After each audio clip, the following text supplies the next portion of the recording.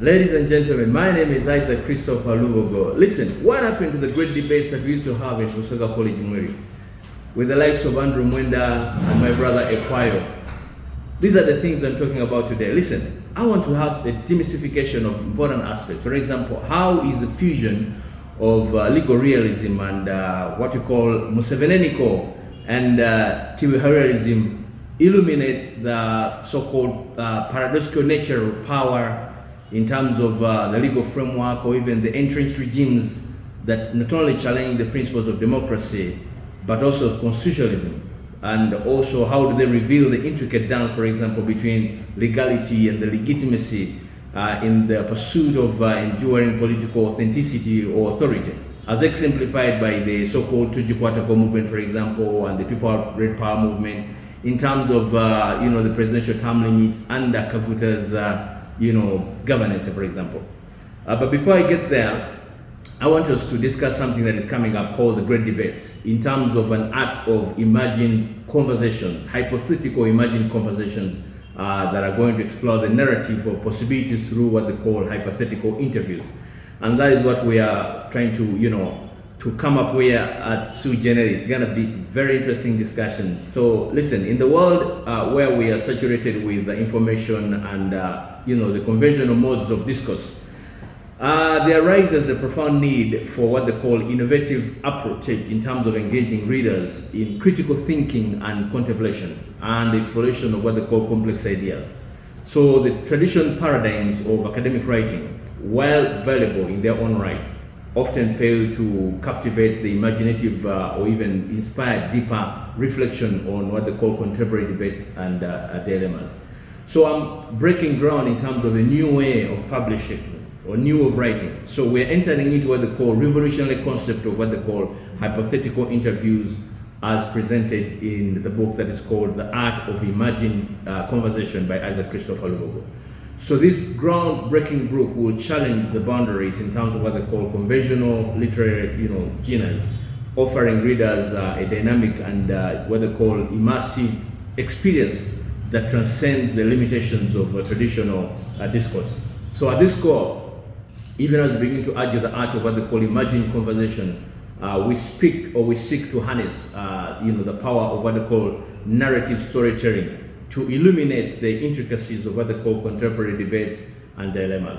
So through maliciously crafted hypothetical interviews with credible and knowledgeable respondents, I will try to involve my readers in terms of inviting them to embark on a journey of discovery, exploring what they call diverse perspectives and challenging assumptions and even confronting complex truth. So, the argument is, why am I engaging in what they call hypothetical interviews? You may ask.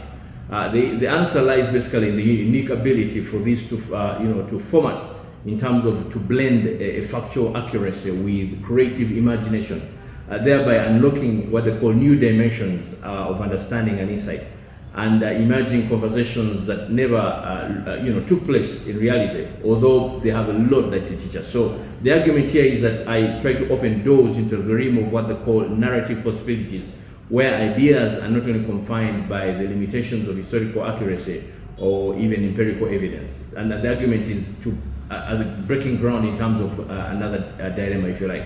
Moreover, the use of hypothetical interviews will serve as a powerful tool in terms of cultivating what they call critical literacy skills, encouraging my readers to question, analyze, and even evaluate arguments presented within the text by engaging in thought-provoking dialogues with hypothetical, interviewers or interlocutors. Reading will be challenged and confronting their own beliefs and biases and also presumptions, fostering a deeper, appreciation of the complexities of the issues that we usually have at hand. And perhaps the most compelling discussion for the interview in terms of this approach lies in the capacity to inspire creativity and empathy and intellectual curiosity. So through the art of construction, hypothetical scenarios and dialogues, I will invite you, my reader, to inhabit in terms of your mind a diverse of characters, and each representing a unique perspective on the topics that are under discussions. And in doing so, I will engage you, my readers, in terms of not merely passive recipients of information, but active participants in the co-creation of meanings and also understanding. So in essence, as we argue the art of imagined the conversations, I will represent a bold, reimaging of the possibilities of literary, expressions, offering readers what they call transformative, journey through a landscape of contemporary thought. And so therefore, by embracing the power of imagination and storytelling in terms of dialogue, I will invite you to transcend the confines of traditional discourse and embark on a voyage of intellectual discovery unlike any other. So I'll give you something very small about the book that is coming up before I engage into this kind of debate of Masaveneniko dispensation in terms of making a dialogue in terms of Kaguta's astute fundamentalized Ugandanized change. So in terms of the book that we're coming up with, within the hallowed pages of the art of imagined conversation, exploring narrative possibilities through hypothetical interviews, my intention will be to unveil, as I said, a veritable masterpiece in terms of transcending the boundaries of traditional discourse.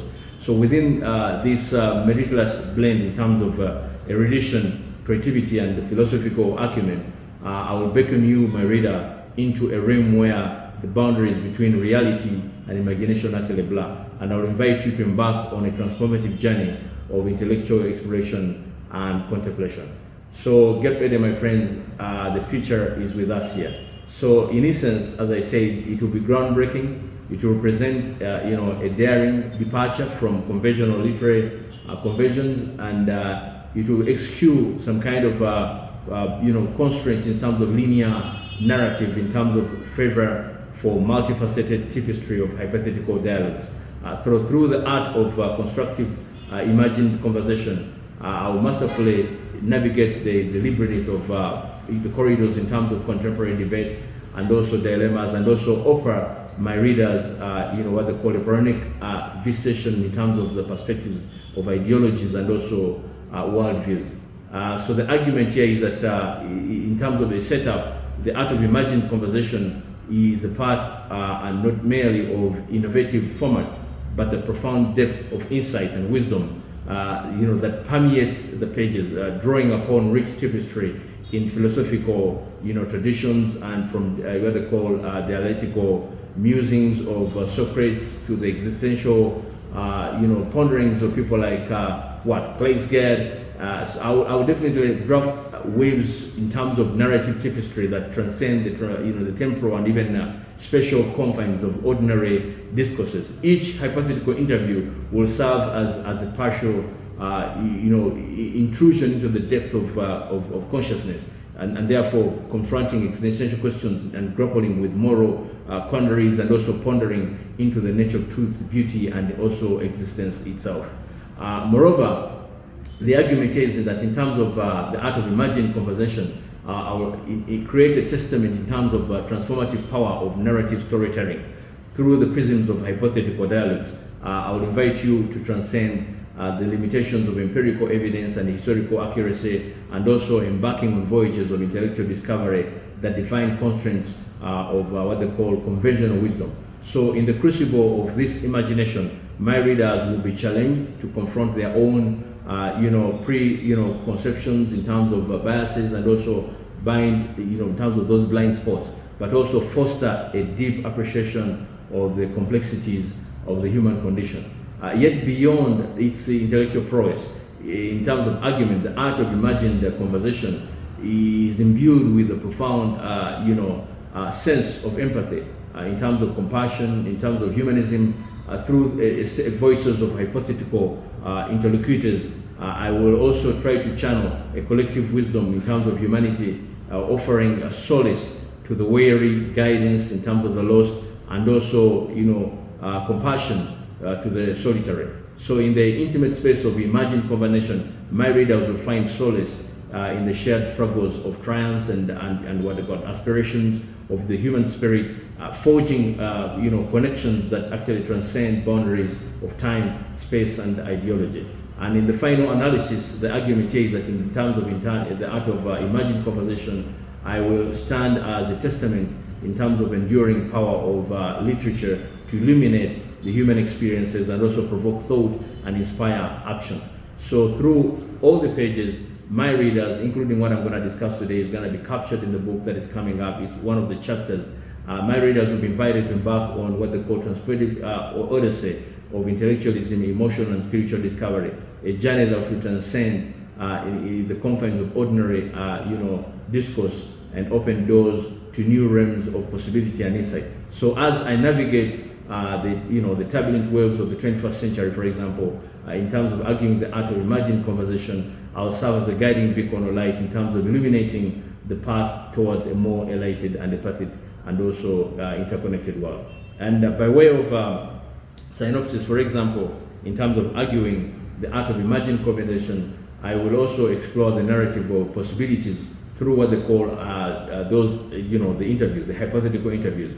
And I will unveil, as I say, a magnum opus that transcends the boundaries of traditional discourse. And I'll offer my readers a journey into the depth of philosophical inquiry and intellectual exploration within the mindful, prose and profound insights. And I'll navigate the intricate labyrinth of contemporary debates and also dilemmas in terms of arguing everything that is substantially important in terms of what's happening today. We're going to debate things to do with like homosexuality, the implication in terms of Uganda. We're going to debate things like what, like contraceptives and what, prostitution, things like condom use, things like hubris syndrome, which leads to what, nemesis. We're going to argue things with political ideology, Musevenian dispensations, kind of regardalism, for example, MK movement, Red Power movement, things like Ghettology in terms of Bobi Wine and the likes. So at the core of these sentiment representations, I will depart, as I said, from conventional literary conventions, daring to traverse the realms of imagination and intellectual speculation. So through the art of constructive hypothetical interviews, as I said, I will invite you, my readers, to imagine with me in terms of the discourse of array of perspective, in terms of ideology, in terms of worldviews, transcending in terms of limitations of empirical evidence and also historical archive. But the argument here is that whatever I'll be saying will be factual, will be empirically verified, and it's going to help you in terms of understanding and comprehending the world as you know it today. So everything that perhaps is interesting, perhaps that many of the professors or even the scholars of today cannot come out and openly argue, these are the things that we're going to debate of in terms of the arguments that we're going to speak for you in terms of this book that is coming up. And also create what they call dialectical dialectics in terms of people like Socrates to the arguments of existentialism, musings of Kierkegaard and other philosophers, the Platos, name them. And so I'm trying to open up the debate in terms of a bigger perspective, because little do we know of the professors of these days, even in terms of the different jurisdictions where they come from. The argument of professor comes from the argument of profess, but many of them have these titles on their heads, but what do they profess in terms of their writings? What do they profess in terms of their discourse? It's one thing to acquire those PhDs and put them on our heads and work with them braggadociously, but it's another to see that you add value. One of my professors, Dr. Kawumba, told me what they call the PhD comics, which is a circle, and the only thing you got to do is fill up the door. So that's the argument. We should be able to add value to the knowledge. We should be able to inspire, to change society. We should be able to create solutions. We should be able to have answers to the challenges that we face.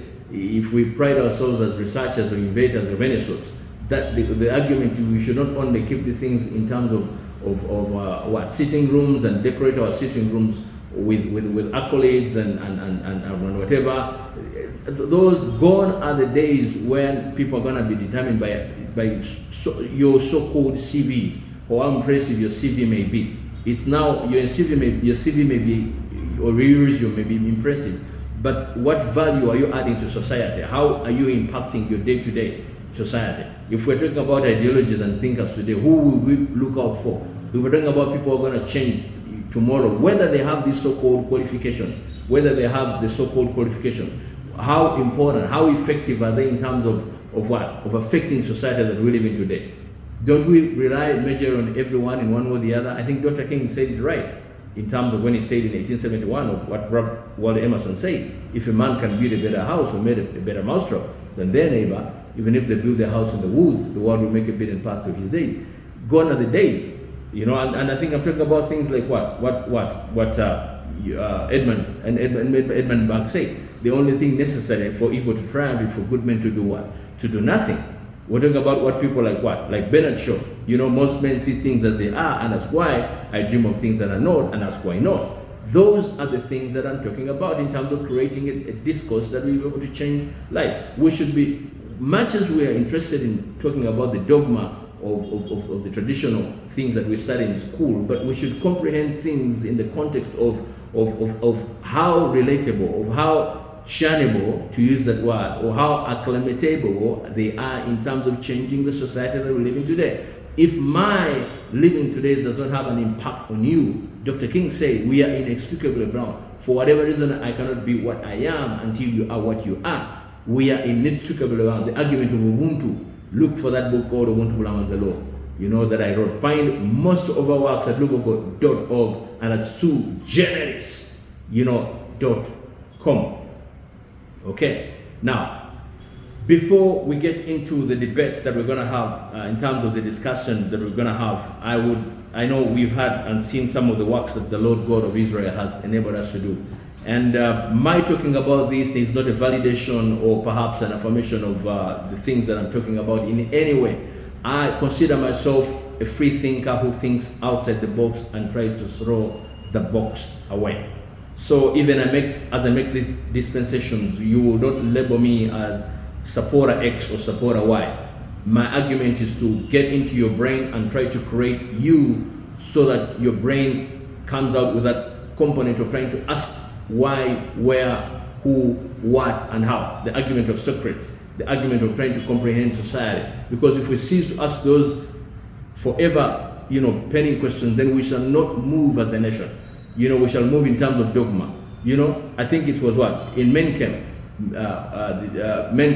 Hitler realized that ignorance was so prevalent amongst the people that he could tell them that heaven was hell and hell was actually heaven.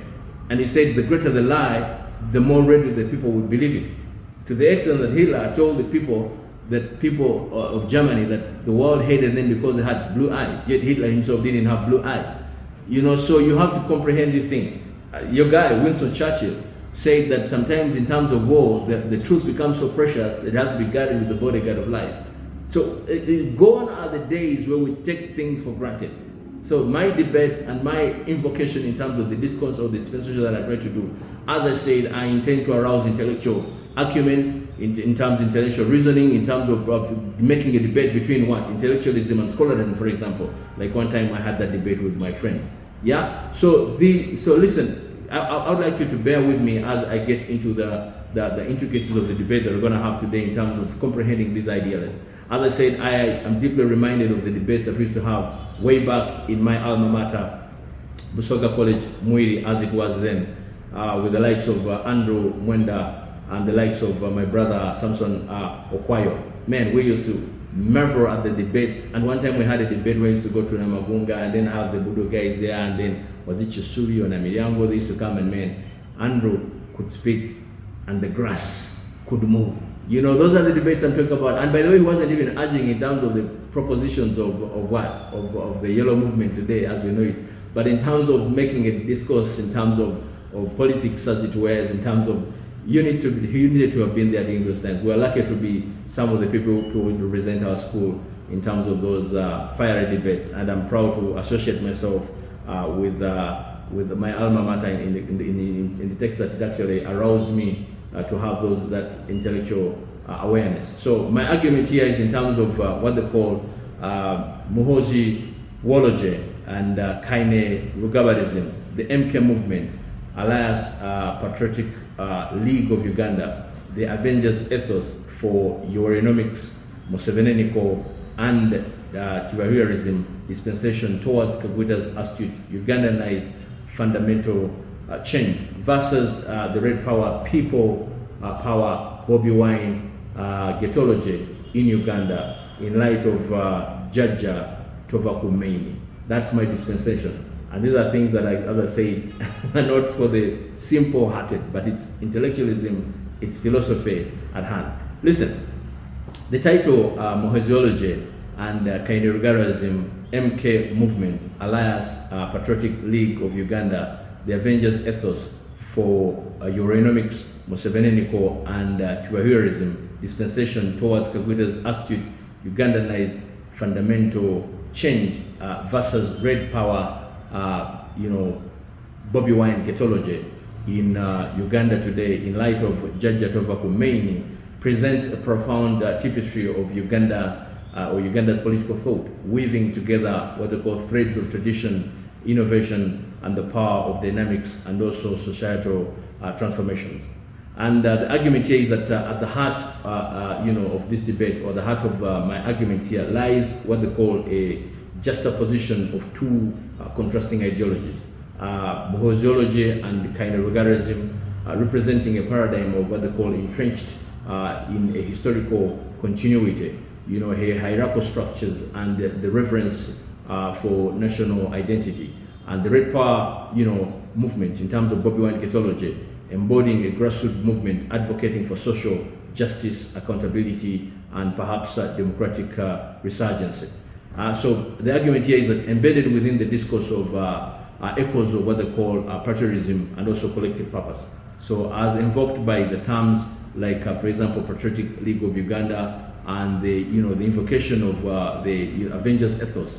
Muhoozi means avenger, he who avenges, underscoring a shared aspiration for national unity and progress. So references in terms of economic strategies such as Yowerinomics and Museveni hint at what they call a vision of economic development and transformation under the leadership of His Excellency President Yoweri Kaguta Museveni. Moreover, the phrases like Twahirianism, dispensation, and Kaguta's astute Ugandanized fundamental change signify in terms of a yearning for what they call substantive societal and what they call governmental reforms, reflective of a broader desire in terms of progress and evolution within Ugandan society. And so the argument here is that by incorporating the phrase in light of Jajja Tovakumeini, my argument is to add what they call a cultural dimension in terms of acknowledging the significance of traditional wisdom and ancestral guidance in terms of shaping contemporary discourses and also decision-making processes. So my friends, through the lens of what they call illuminated in terms of by the depth of philosophical insight, this title invites us to contemplate the intricate interplay of traditional in terms of traditional change, but also authority and dissent, continuity and also transformation within an intricate tapestry of Uganda's political thought and societal evolution. So it thus therefore becomes very clear that the title Muhooziology and Yoweriganism, MK Movement, alias Patriotic League of Uganda, the Avengers ethos for Yowerinomics, Museveni and Twahirianism dispensation towards Kaguta's astute Ugandanized fundamental change versus red people power, Bobi Wine Ghettology in Uganda today in light of Jajja Tovakumeini, escapulates what they call a multifaceted exploration of Uganda's politics, ideology, and societal dynamics. Okay. Now, at the core, as I said, in terms of a juxtaposition, these two prominent ideologies in terms of frameworks, Muhooziology and then Yoweriganism, represent a traditional and a hierarchical approach. Okay, that's one thing you must understand, rooted in national identity and historical continuity. And the argument of red people power, Bobi Wine Ghettology, embodies, as I said, a grassroots of activism, democratic resurgence, and a challenge to established power structures. Okay, so the inclusion of terms such as Patriotic League of Uganda in terms of the Avengers ethos suggests a narrative of patriotism and collective purpose, while references to economic strategies like Yowerinomics and Museveni hint at the pursuit of economic development and transformation under the leadership of His Excellency Yoweri Kaguta Museveni. So listen as we engage deeper into this dispensation. You must understand from the word go that for me to mention Twahirianism as a dispensation and Kaguta's astute Ugandanized fundamental change, I underscore the aspiration for significant societal and government reform within Uganda, likely influenced by His Excellency, the President, Yoweri Museveni, in terms of leadership, but in terms of the vision for the country. And that's the argument that I'm propounding here. So, but also by employing the phrase in terms of, again, the dispensation of Judge Tobacco Main, I add a layer of cultural significance, and that's something I want you to understand, suggesting an acknowledgement of traditional wisdom in terms of elderly guidance, in terms of shaping contemporary discourses and decision making. So overall, the argument here is that this title will escapulate as a nuisance, examination of competing ideologies in terms of leadership dynamics, in terms of social-political, forces at play in Uganda today, inviting deeper reflection on the nation's past, present, and future trajectory. And all the things that I'm talking about in terms of those arguments, in terms of Muhooziology, for example, are things that I've already blended in terms of the books that are coming up. And look out for them on lubogo.org, sugeneris, and sugenerislawup.com. So the argument here also is that we're coming up with the first AI sui generis chatbot that is Ugandan contextualized, that has everything that you may want to know in terms of Ugandan context. So you don't have to go to ChatGPT and figure out where the things are coming from. But listen, in the intricate, tapestry of Ugandan politics and societal dynamics, as I said, the juxtaposition between Muhooziology and Kanagarism as an AMK movement, alias Patriotic League of Uganda, and the Red People Power, Bobi and Ghettology, as I said, represent a philosophical inquiry into the structures in terms of ideological paradigms, in terms of the quest for what they call transformative change. And when we argue, for example, Muhooziology and Kainerugalism in terms of MK movement, alias Patriotic League of Uganda, my argument by way of an abstract here is rooted in tradition and institutional continuity. Muhooziology and Kainerugalism embody a narrative of what they call entrenched authority and nationalistic fervor. So they uphold reverence for historical legacies and hierarchical structures, invoking a sense of unity and allegiance within Ugandan society. So this movement often, synonymizes with the Patriotic League of Uganda, embodies an ethos of reminiscence in terms of the Avengers, within a vision for Yowerinomics, Museveni, and also TBRism, in terms of strategy aiming at fostering Kaguta's astute Ugandanized fundamental change. And then when you argue, on the other hand, the argument of red people power, Bobi Wine Ghettology, from the word ghetto, obviously, by way of an abstract. Conversely, the red power people, Bobi Wine Ghettology, symbolizes a grassroots uprising and democratic resurgence. It signifies a call for social justice, transparency, and the amplification of marginalized voices. So this ideology, spearheaded by Bobi Wine, obviously, challenges the entrenched power structures and advocates for systematic reform in contemporary Uganda. Now, when you argue that in terms of, in light of Judge Tobacco Main, or the guiding wisdom in terms of the elder, this discourse explores the dynamic tension between tradition and change. So authority and activism, for example, continuity and disruption. So as Uganda, for example, grapples with these,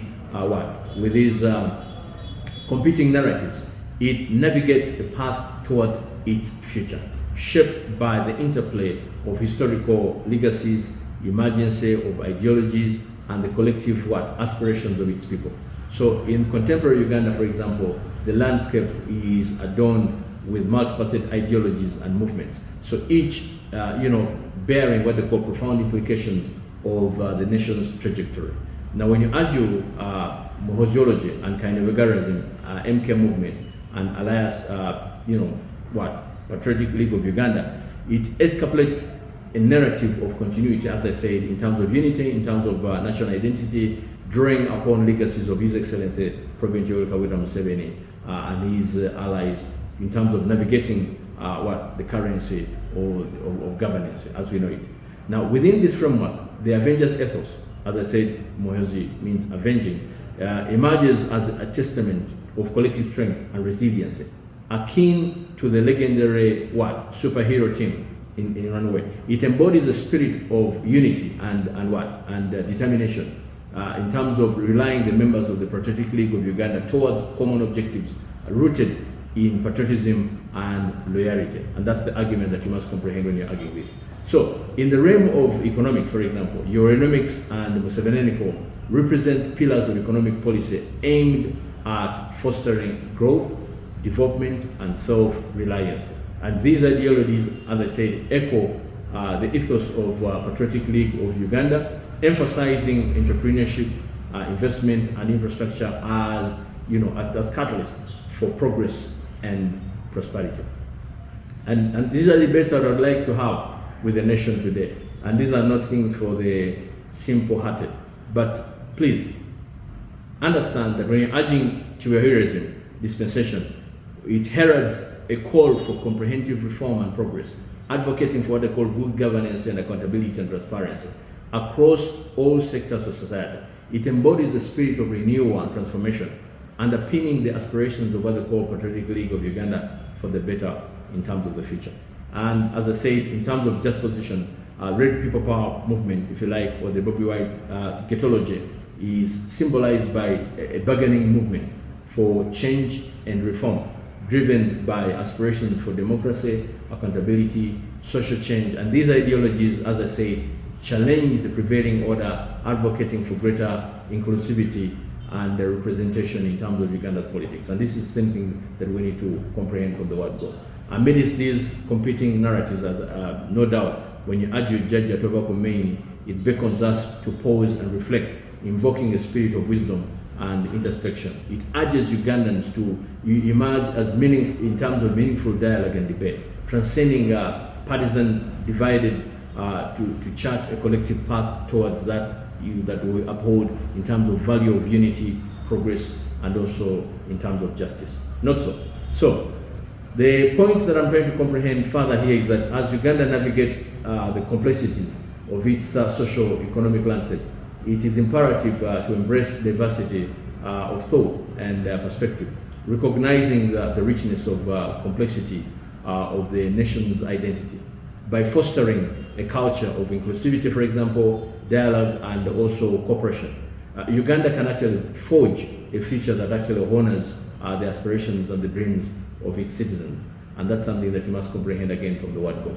Now, also, important to note that in the contemporary Uganda, as we know it today, the intersection of what ideologies and movements escapulated in Muhooziology and kind of Garrism, MK Movement Alliance, Patriotic League of Uganda. Significance, by way of significance, it actually creates what they call a nuisance socio-political landscape, where competing narratives vie for prominence. So at its core, this amalgamation represents a narrative of continuity, as I said, unity and national identity, drawing upon the legacies of His Excellency President Yoweri Museveni and his allies to steer the course of governance. Now, I have said this already, but in terms of the Avengers ethos, we argue it in terms of an emerging competing metaphor that embodies the collection of resolve and resilience, reminiscent of a legendary, or a superhero team within the context of the Patriotic League of Uganda. So this ethos underscores a commitment of unity and strength and determination in terms of the face of adversity, and driving towards a common objective in terms of grounded patriotism and also loyalty. So in the economic realm, again, the principles of Yowerinomics and then Muhooziology serve no doubt as guiding frameworks, aimed at fostering economic growth, development, and self-dialogue. And these ideologies emphasize the importance of entrepreneurship, investment, and the infrastructure in terms of the catalyst for progress and prosperity, with practical examples including initiatives to promote, for example, small and medium-sized enterprises, attracting foreign investors, for example, and also develop key infrastructure projects such as roads and also energy facilities. Conversely, Yowerinism as a dispensation heralds a call for comprehensive reform and progress. It advocates for good governance in terms of accountability and transparency across sectors of society. So this ideology seeks in terms of addressing systematic challenges and inequalities, with practical examples including efforts to combat corruption, for example, and strengthens the rule of law, and also improves the access to basic services such as healthcare and education. Yeah, and also important to note in terms of just a position for the question of the red people power, of course, and the Bobi Wine Ghettology. As I said, it will represent a beginning in terms of movement for change and reform driven by aspirations of democracy, accountability, and social justice. And these ideologies challenge our prevailing political order, advocating for greater inclusivity, representation, for example, and responsiveness in terms of governance, and also in terms of practical examples, which may include grassroots campaigns to mobilize support and profess or even create protests against perceived injustices, and advocate in terms of electoral reforms. And no wonder we may have seen a little bit of sorts in terms of the rebuttals or springs ups that came, in terms of affirmations where people who didn't have much ended up getting those political positions. But as I said, we have to argue this in terms of competing narratives of Jaja Tobacco Maini, calling for introspection in terms of wisdom, urging Ugandans to engage in constructive dialogue and debate, and therefore propounding critical examination of the underlying principles in terms of value and also guidance of the nation's trajectory, encouraging us to a nuanced understanding of these complexities in terms of Uganda's socio-political landscape. Now, as Uganda basically navigates the complexities in terms of this socio-political landscape, it is essential, my friends, to recognize the diversity in terms of perspectives and the aspirations that shape the nation's identity. And by fostering the culture of inclusivity, for example, dialogue and also cooperation, Uganda will no doubt be able to forge a future that honors the aspirations and the dignity of all its citizens. Not so. I'm going to delve a bit deeper in terms of creating a case for each ideology, in terms of representing of the title Muhooziology and the Kainerugaraism, MK Movement, alias Patriotic League of Uganda, the Avengers Ethos for Yowerinomics, Muhooziology, and Tiberianism dispensation towards Kaguta's astute Ugandanized fundamental change versus the red people power Bobi Wine Ghettology in terms of Uganda today, in light of Jaja Tobacco Maini. These are the dispensations that I would like to hear from the scholars and intellectuals of this country, as they call themselves to be, rather than simply getting their papers and putting them in their cupboards and then bragging with those titles without having substantive impact in terms of changing our societies as we know it today. As I said, if you argue Muhooziology, for example, and Kainerugaraism in terms of MK Movement, alias Patriotic League of Uganda, this ideology will create a narrative in terms of continuity. Remember that, in terms of stability, rooted in the legacies of His Excellency, obviously, Yoweri Kaguta Museveni and their lives. It will emphasize the importance of unity, loyalty, and national identity, drawing upon Uganda's historical and cultural heritage in terms of legitimacy, in terms of its authority, and in terms of maintaining governance. By way of practical example, it will include initiatives to strengthen national security, for example, promoting rural development and upholding traditional values and institutions. So the MK Movement, Alliance Patriotic League of Uganda, serves as a vanguard of preserving and advocating or advancing the principles of Muhooziology and Kainerugaraism, fostering a sense of patriotism and the pride among Ugandans. That's something you must understand from the word God. Yeah? Those who have ears, let them hear what the Spirit is saying to the world. So does the Bible say, not so. When you're arguing in terms of the Avengers ethos, the ethos symbolizes unity, strength, and resiliency, in terms that is akin to a legendary superhero team, as I told you, within the context of Patriotic League of Uganda. So it underscores the collective resolve in terms of determination for its members to overcome challenges and also achieve common goals. By way of practical example, including corrective efforts, for example, to address national crises such as national disasters or even security threats, for example. Who doesn't know that the leader went and pulled it off with Rwanda, and therefore they opened the borders?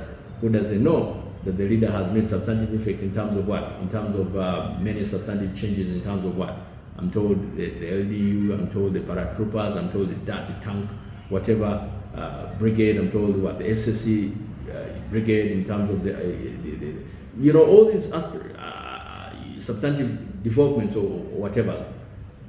Accolades could emphasize that aspect. Now, if you argue Yowerinomics and then Muhooziology, These economic ideologies prioritize growth, development, and self-reliance, drawing upon principles of entrepreneurship. Talk about what? Mwanamo gagawale or whatever. Those arguments, mwanamo some, those arguments. These aim to improve the standards of living in terms of enhancing economic and the well-being of all Ugandans. So these policies and programs that stimulate economic growth, they attract foreign investment, for example, they create great job opportunities, the Miala, for example, as well as investment in terms of key sectors, in agriculture, manufacturing, technology. So Yowerinomics and Muhooziology underscores the importance of economic empowerment and sufficiency in terms of realizing Uganda's potential. Whether or not we have an A, read this book, by the way. We actually do a grading in terms of His Excellency's performance for all the years he's been in power. We rank him out of 10. Look for this book, it's gonna help you in terms of this dispensation. Then we argue behaviorism in terms of dispensation. The ideology advocates for a comprehensive reform in terms of progress across all sections of Ugandan society, prioritizing good governance, for example, accountability, transparency, and it seeks to address systematic challenges and inequalities, fostering involvement in terms of conducive, sustainable development and societal harmony. Practical examples would include things like anti-corruption initiatives, for example, judicial reforms, and efforts to improve access to healthcare, for example, education and other basic services. Behaviorism dispensation will reflect a commitment to inclusive and participatory decision-making process, empowering citizens to shape their own destinies, if you like. And then if you had to argue in terms of red power, Bobi and Ghettology, in terms of his argument, in terms of this dispensation, you would argue in terms of a movement that represents a grassroots call for change and reform, driven by aspirations for democracy, accountability, and even social justice.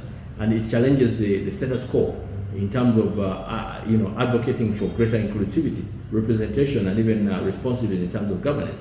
So the practical examples would include grassroots campaigns, for example, protests, and even advocacy for exports to mobilize things like support and even hold leaders accountable. So the Red People Power Bobi and Ghettology basically amplifies the voice of the marginalized in terms of communities and in terms of empowering what they call citizens to demand transparency, fairness, and equality in Uganda's political system. And who knows, these debates could go on in terms of verifying, but we shall also at the end try to make a dispensation whether or not this has not been muzzled or swallowed up by the powers that be. So each of these ideologies present distinct vision for Uganda's future, reflecting diversity in terms of perspectives and aspirations within the nation. So as Uganda navigates the complexities of its socio-political landscape, it is essential, my friends, to engage in constructive dialogue and cooperation in terms of recognizing the value of diverse viewpoints in shaping a more inclusive and prosperous society. And I would like to create an interplay in terms of potential synthesis of these dialogues within Uganda's political landscape, examining how they actually intersect with each other and the practical implications of their coexistence. That is something I would like to argue again. Now, if you had to argue Muhooziology and Yowerinism, MK movement, and Alliance Patriotic League of Uganda, versus Red Power, People Power, Ghettology, then you want to argue that the Muhooziology and Yowerinism ideologies entrenched within, obviously, the Patriotic League of Uganda advocate, as I said, for continuity, stability, and also national identity.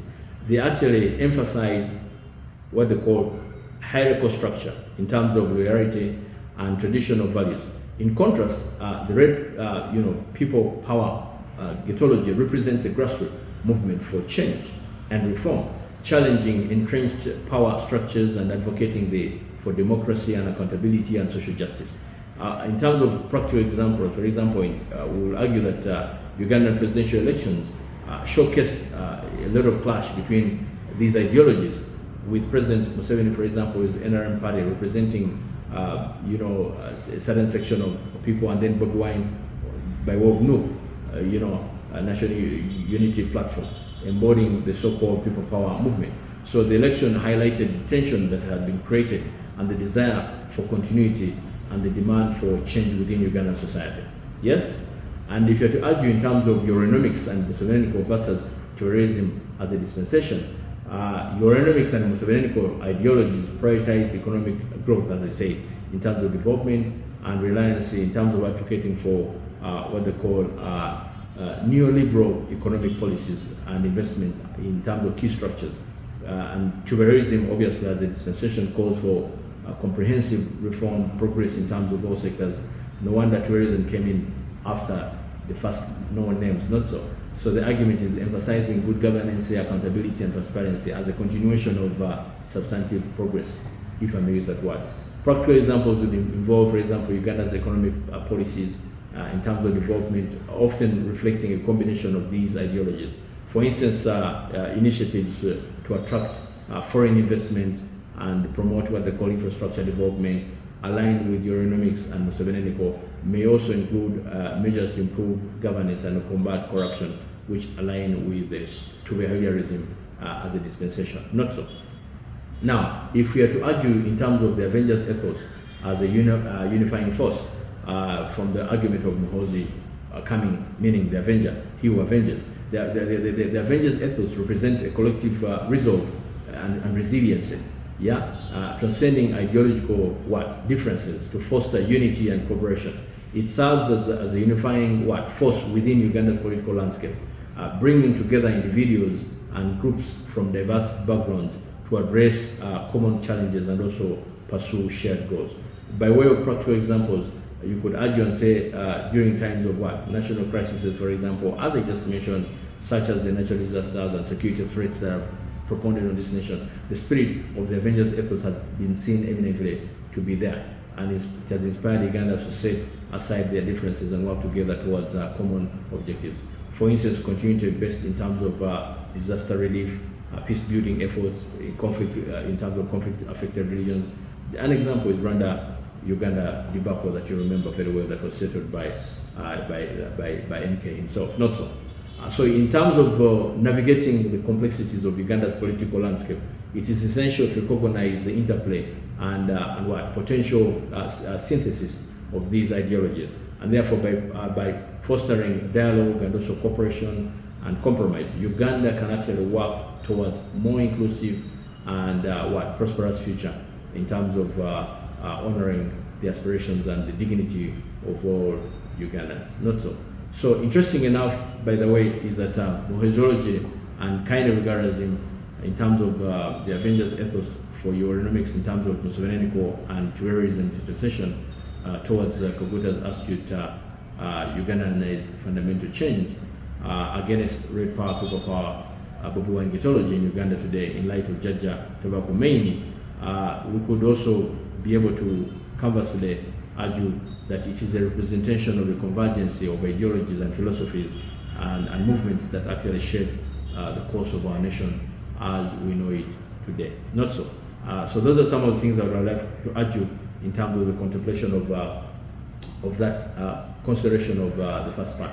But also I would like to continue to dissect the core elements embedded within the comprehensive titles, these titles that I've just been talking about.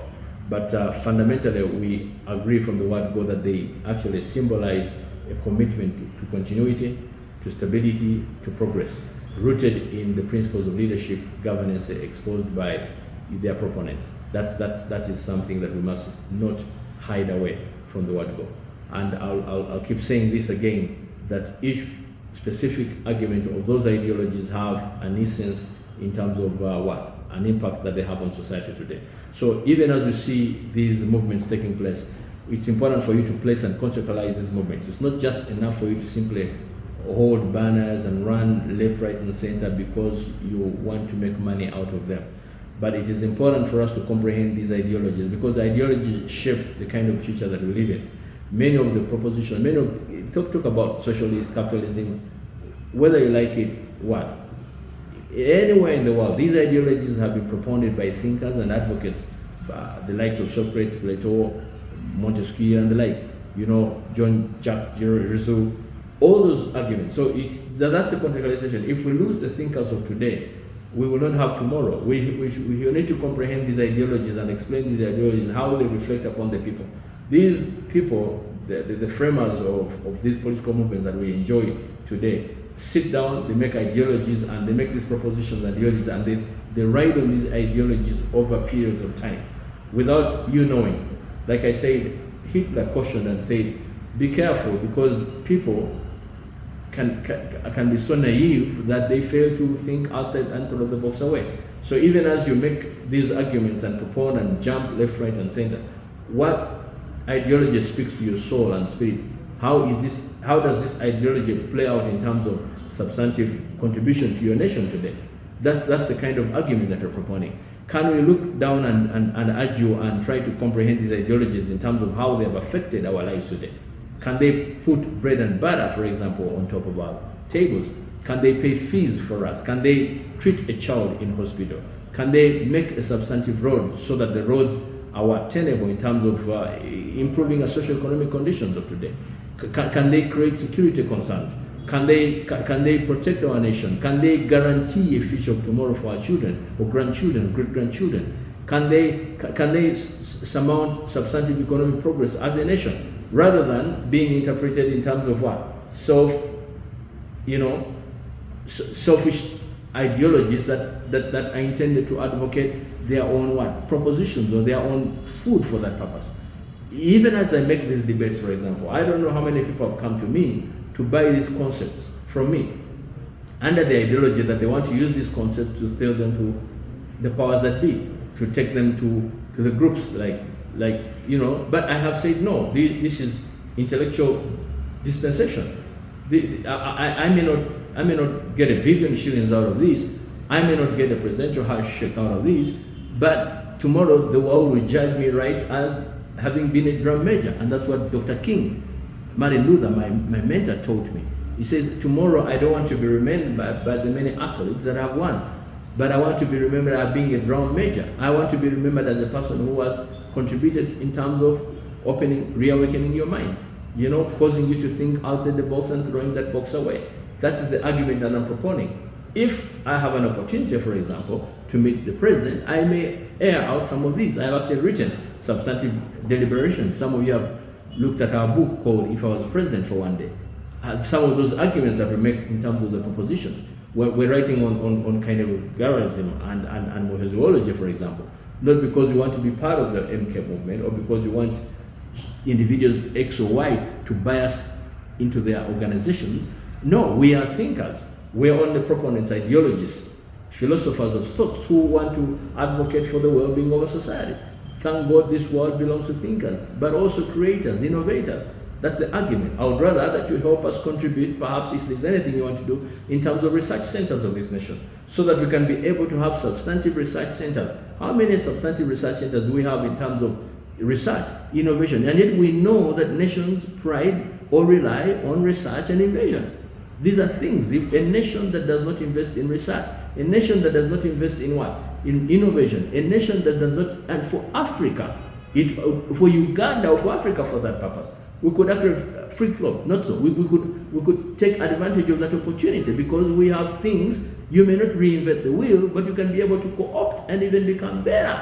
I've had the opportunity to move a little bit, to benchmark with countries in Europe and see that we're not very far from them. We just lack discipline. We just lack perhaps leaders who have that passion and desire to look out for people who have good ideologies to help propound and change our world to a much better world.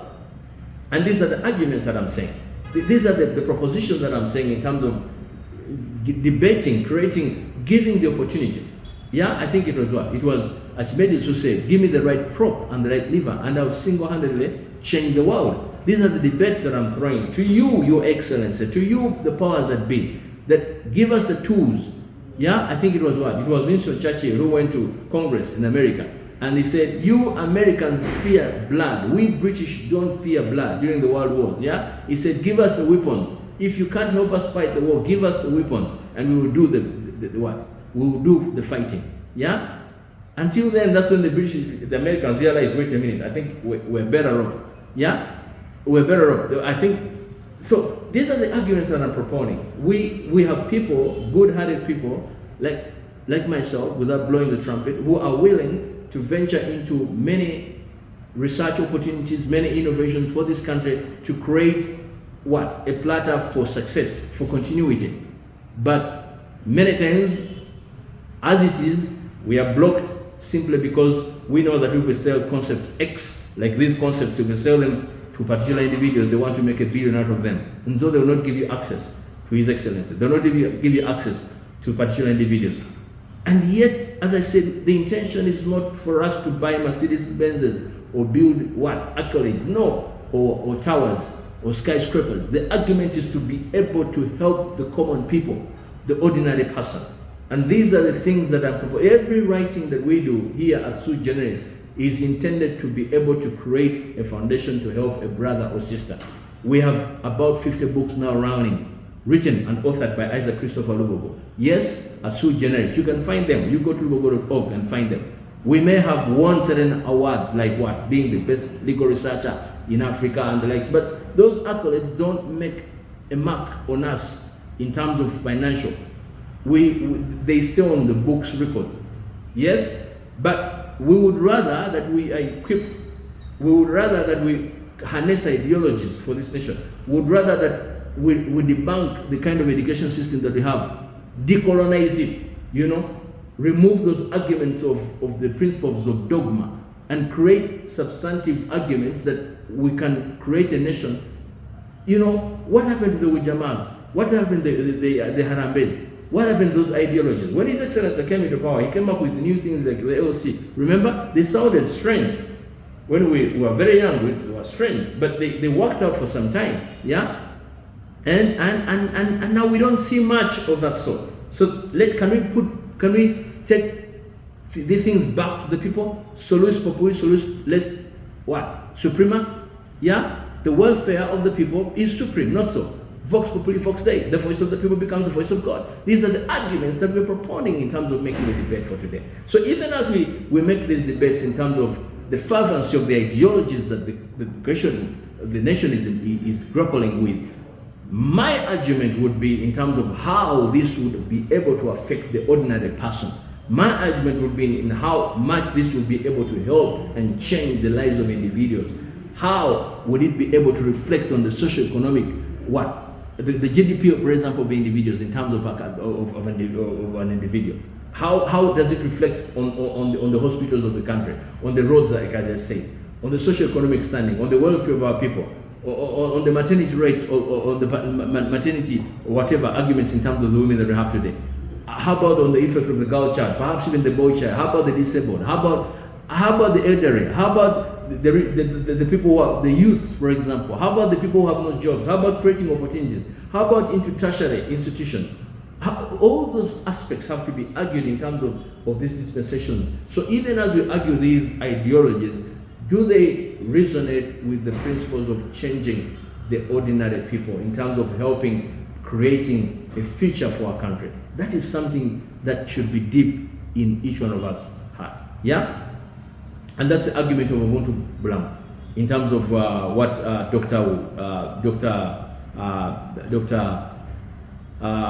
Martin Luther, yes, because he said, but also more importantly in terms of Satragata, the concept of the Indian gentleman, yeah, because they all get the inspiration from there, yeah.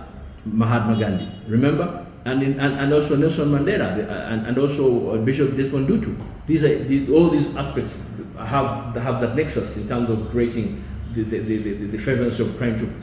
I think it was JFK who said, "Ask not what your country can do for me, ask what you can do for your country." So these are propositions that I'm propounding and debating upon in terms of invoking us to think outside the box, in terms of intellectual acumen. Yes, because the intellectuals of this country have argued for long that they have been left out. Yeah, but this is an opportunity for you in terms of having a dispensation, in terms of arguing the things that I'm talking about. So, my friends, I would like to thank you for your attention. We'll have another opportunity to continue this debate. But as I said, find our works at lubogo.org and at suigenerislawup.com. It's a pleasure and an honor always listening to you. I will humbly take my leave and we shall continue this debate. God bless you. Thank you for your attention. But I'll do both so that you don't misunderstand me. If there's another one, whichever one, whatever one, God bless you. Maybe that is better. Thank you for your attention. I'll take my leave now.